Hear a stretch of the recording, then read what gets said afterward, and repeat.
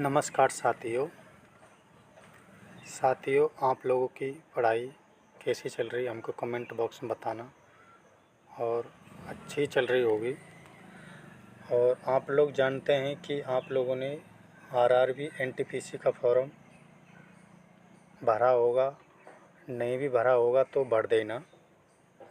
हम आज उसके एग्ज़ाम पैटर्न के बारे में बताएंगे कि आपका उसका एग्ज़ाम पैटर्न कैसा है और आपको किस प्रकार पढ़ाई करना चाहिए जिससे आपका सिलेक्शन हो जाए।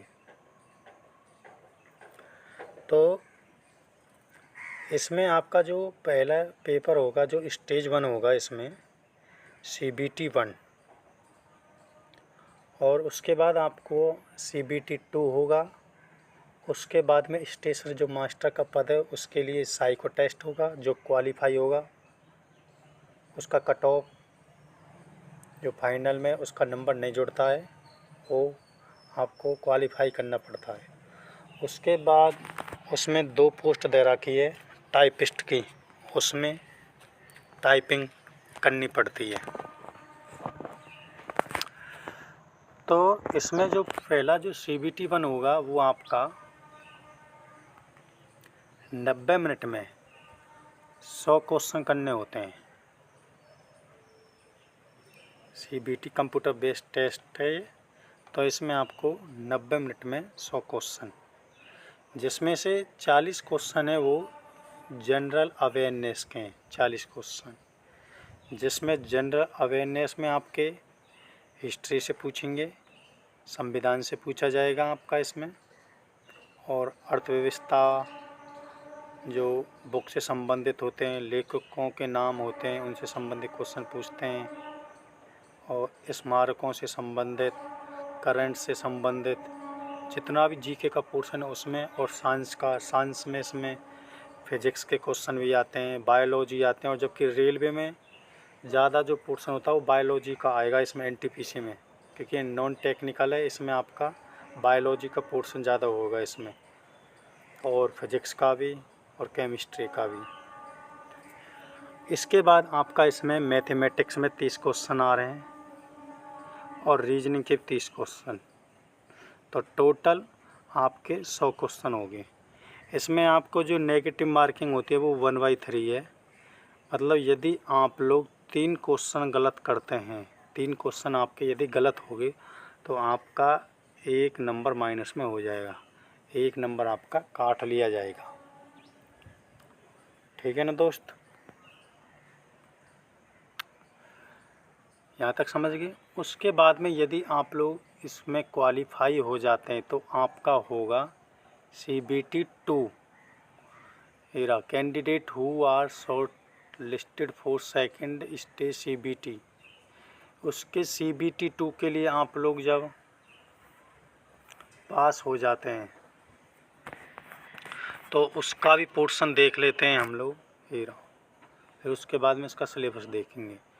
इसमें जो CBT 2 होगा उसमें आपको 90 मिनट में 120 क्वेश्चन, यही तो आपको मेरिट में लाना है, इससे ही आपकी कट ऑफ बनेगी और यही आपको नौकरी दिलाएगी। यही जो CBT 2 होगी आपकी, इससे ही आपका सिलेक्शन होगा, इससे ही आपकी मेरिट लिस्ट बनेगी। तो आपको इसमें 90 मिनट में 120, देख लो, प्री में आपको 100 क्वेश्चन करने, या में मेंस में 20 क्वेश्चन बढ़ेगी, टाइम उतना ही है, सिलेबस भी वही रहेगा, लेकिन इसमें आपका टाइम एडजस्ट करना है आपको इसमें, क्योंकि इसमें क्वेश्चनों की संख्या बढ़ गई है, 20 क्वेश्चन बढ़ गए हैं इसमें आपको, अब लगा लो, जिसमें से आपको 10 क्वेश्चन तो बढ़े हैं आपके जनरल अवेयरनेस के। पहले 40 पूछ रहे थे, 40 में मेंस में पूछेगा 50। मैथमेटिक्स में उसमें आपके 30 पूछा जा रहा है, इसमें आपको 35, 5 क्वेश्चन बढ़ गए। इसी प्रकार रीजनिंग में भी 35 पूछ रहा पहले, वो 30 पूछ रहा प्री में और मेंस में 35, तो 5 इसमें बढ़ गए, 5 इसमें, 10 और 10 जीके में बढ़ रहे हैं, तो टोटल आपके 20 क्वेश्चन बढ़ गए। आपको सिस्टम से पढ़ना, और आपको अब हम सिलेबस के बारे में बताते हैं कि CBT 1 में कौन कौन से चैप्टरों से क्वेश्चन पूछे जाते हैं। मैथमेटिक्स में देखो आप लोग, नंबर सिस्टम, संख्या पद्धति, पहला चैप्टर। डेसिमल, फ्रैक्शन भिन्न, डेसिमल दशमलव, जो दशमलव से आपसे जोड़ भी पूछ सकता, दशमलव में घटाव भी पूछ सकता, या आपको इसमें सिंप्लीफिकेशन दे दे पॉइंट लगा के, कुछ भी।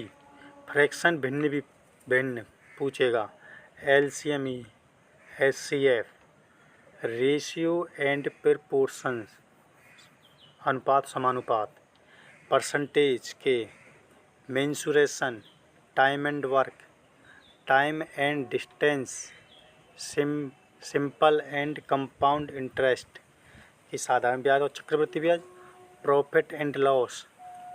ठीक है, इसके बाद में एलिमेंट्री अलजेब्रा भी पूछेगा इसमें, जियोमेट्री एंड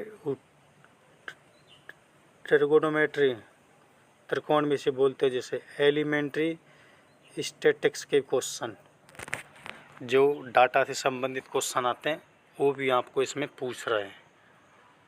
और त्रिकोणमिति भी आ रही है, ज्योमेट्री भी आ रही, ज्यामिति। तो आपके मैथ के क्वेश्चन ये हैं, पूछे जा रहे हैं। अब आपको मैथ का पोर्शन कैसे कंप्लीट करना है, अब हम आपको बताते हैं। आप किसी भी टीचर से पढ़ सकते हैं, ऑनलाइन या ऑफलाइन की, या सेल्फ स्टडी कर सकते हैं। जैसे अब हम आपको बुक बताते हैं, जैसे कि राकेश यादव सर की किताब से पढ़ लो, इनका क्लास नोट्स आते हैं, इनके क्लास नोट्स आते हैं राकेश यादव सर के, उनके थ्रू पढ़ लो। या आप लोग SD यादव की किताब आती है, सर SD यादव करके आती है, SD यादव करके, या RS अग्रवाल, या आप लोग RS अग्रवाल से मैथ पढ़ सकते हैं। अब आपको वो चैप्टर पढ़ लेने हैं और उनके पीछे जो अभ्यास क्वेश्चन रह रहे हैं वो करने हैं। अब प्लस में आपको क्या करना है वो समझिए। प्लस में आपको जो प्रीवियस सोल्ड पेपर है, आपको मार्केट में से वो लेने, सोल्ड पेपर किसी भी लेखक के मिल जाए। जैसे कि आपको यूथ कंपटीशन के ले लो, यूथ कंपटीशन के, ठीक है, उसमें आपको चैप्टर वाइज दे रखे हैं।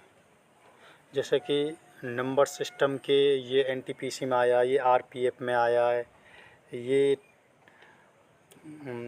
टेक्नीशियन में आया, लोको पायलट में आया, और मतलब चैप्टर वाइज और प्रीवियस क्वेश्चन दे रखे हैं उसमें।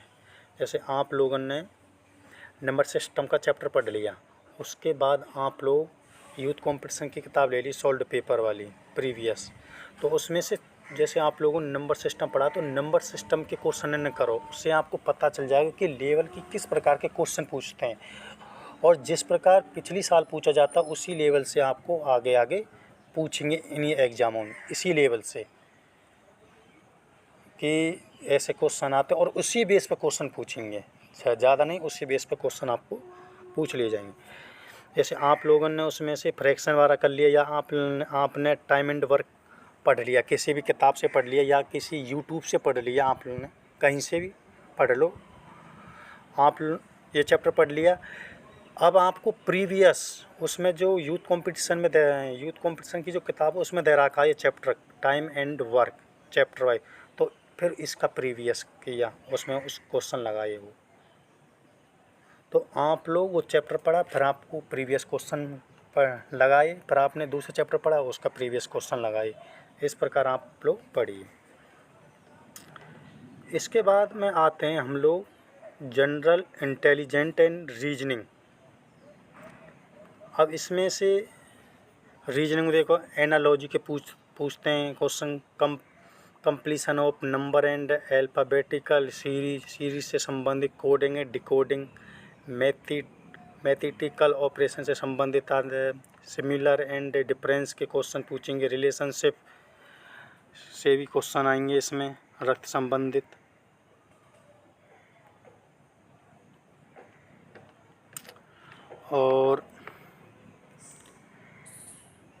Jumbling, Venn diagram, puzzle, data sufficiency statement, conclusion statement, मतलब इनसे संबंधित एक क्वेश्चन आएंगे आपको। तो इसी प्रकार ये क्वेश्चन करने हैं आप लोगों को। ये क्वेश्चन रीजनिंग कहीं से भी पढ़ लेनी है, या आप लोग किसी का भी किताब ले लो, जैसे लूसेंट का रीजनिंग का भी किताब आता, अरिहंत का भी लूसेंट, ठीक है ना दोस्तों। किसी भी किताब से पढ़ लेना, या राकेश यादव सर के नोट्स भी आते हैं रीजनिंग से रीजनिंग के, यहाँ से पढ़ लेना, या किसी भी यूट्यूब से पढ़ लेना। लेकिन आपको जो भी चैप्टर पढ़ा है उसका प्रीवियस क्वेश्चन लगाना है। आपको लेवल पता चल जाएगा कि ऐसे ऐसे क्वेश्चन आते हैं और इस पैटर्न पे क्वेश्चन पूछे जाते हैं। यूथ कंपटीशन की लिया ना किताब, उसमें सब क्वेश्चन दे रखे हैं, उसमें चैप्टर वाइज। और ये कि रीजनिंग की अलग किताब आती है, मैथ की अलग आती है, जीके की अलग आती है, और चैप्टर वाइज उसमें आपको समझा रखा है। अब आते हैं हम जनरल अवेयरनेस पे। अब हम आते हैं आपको जनरल अवेयरनेस पे समझाते हैं। इसमें भी current events of national and international importance, game and sport, art and culture of India, Indian literature, monuments and place of India, general science and applied science, 10वीं लेवल की पूछी जाएगी। History of India and freedom struggle, physical, social, economics, geography of India and world, Indian technology. मतलब ये जो question दे, जो भी ये सिलेबस दे रखा है, इस सिलेबस को आप लोग निकालवा लेना किसी कंप्यूटर वाले से, और उसको आप लोग अपने स्टडी रूम में चस्पा कर लेना किसी दीवार पर। आप लोग जिस चैप्टर को पढ़ रहे हैं उस पर टिक लगा लो, ठीक है ना। जिस वो चैप्टर ख़त्म हो गया, फिर उसके बाद आप लोग दूसरा चैप्टर पढ़ो, उसके बाद फिर टिक लगाओ। तो आप लोग चैप्टर वाइज पढ़ते रहो। जो चैप्टर दे रहा है उन्हीं चैप्टरों को पढ़ते रहो। उसमें आप लोगों ने जैसे जनरल अवेयरनेस कहीं से पढ़ा, जैसे लूसेंट की किताब से पढ़ लिया, या किसी भी यूट्यूब चैनल से पढ़ लिया, या आप लोगों ने किसी भी किताब से पढ़े हो आप लोग जीके, तो उसके बाद में आपको प्रीवियस क्वेश्चन लगाने हैं चैप्टर वाइज। क्योंकि हम भी जीके के क्वेश्चन चैप्टर वाइज करा देंगे आपको कंप्लीट। हमारे पास में हैगी यूथ कंपटीशन की किताब, वहाँ से हम आपको 20-30 क्वेश्चन करा देंगे, ठीक है ना। तो आपका अभी ये जीके के पोर्शन ख़त्म हो गया, तो आपको प्रीवियस क्वेश्चन ज़रूर लगाने हैं। आपको चैप्टर पढ़ने के बाद में प्रीवियस क्वेश्चन लगाओ, आप लोगों को अनुभव होगा। अब देखो, इसमें आपको जो ये हो गया आपका एग्ज़ाम पैटर्न जो हम आपको समझा रहे थे, और उसका रिवीजन करते रहो। आप लोग उसका रिवीजन करते रहोगे तो आप लोग भूलोगे नहीं, ठीक है दोस्तों। तो अपना हम, और इसके बाद में आप लोग CBT 2 में देख लो। CBT 2 में भी चैप्टर वही हैं, सब देख लो, सब चैप्टर वही हैं जो CBT 1 में होंगे, वही सब CBT 2 में। तो आपको एक बार ही पढ़ना, अच्छे से पढ़ना, अभी से पढ़ाई करो, एकदम बेहतरीन पढ़ाई करो। कह देते हैं कि कम पढ़ो लेकिन एक्सीलेंट पढ़ो, अच्छा पढ़ो एकदम, जिससे आपका सिलेक्शन हो जाएगा। कह दे कि खाना कम खाओ लेकिन अच्छा खाओ, तो इसी प्रकार कम पढ़ो लेकिन अच्छा पढ़ो, जिससे आपका सिलेक्शन हो जाएगा। आपके साथ हमारी दुआ है, ठीक है दोस्तों। बेस्ट ऑफ लक, आपका सिलेक्शन निश्चित हो। मिलते हैं अगले इसी प्रकार के नए टॉपिक के साथ में। तब तक के लिए जय हिंद, जय भारत।